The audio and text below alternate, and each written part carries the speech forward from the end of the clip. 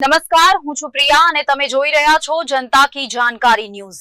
નજર કરીએ આજના સમાચાર ઉપર। રેડિયો મધુરમ 90.0 FM લોકો માટે લોકો સાથે।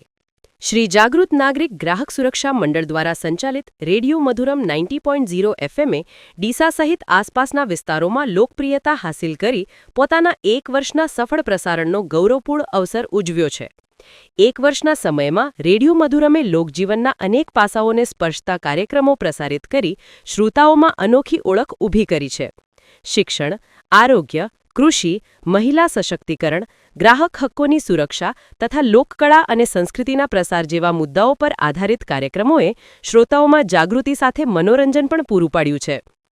સંસ્થાના પ્રમુખ શ્રી કિશોર દવેએ જણાવ્યું કે રેડિયો મધુરમ એ માત્ર એક રેડિયો સ્ટેશન નથી, પરંતુ લોકોના પ્રશ્નો, સપનાઓ અને આશાઓને અવાજ આપતું પ્લેટફોર્મ છે। આ 1 વર્ષની યાત્રા અમારા માટે પ્રેરણાદાયી રહી છે। સંસ્થાના મંત્રી શ્રી પ્રીતેશ શર્માએ ઉમેર્યું કે શ્રોતાઓનો આપેલ અવિરત સહકાર અને પ્રેમ જ અમારી સૌથી મોટી સંપત્તિ છે।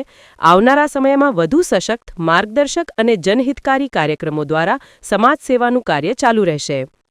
ડીસા તથા આસપાસના ગામડાના લાખો શ્રોતાઓમાં રેડિયો મધુરમ 90.0 FMએ ખાસ કરીને યુવાનો, ખેડૂતો, મહિલાઓ અને વિદ્યાર્થીઓમાં જાગૃતિનું માધ્યમ બની એક નવી દિશા દર્શાવી છે।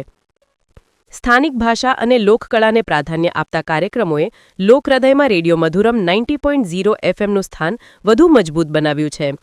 રિપોર્ટ ભરત ઠક્કર, ડીસા, બનાસકાંઠા।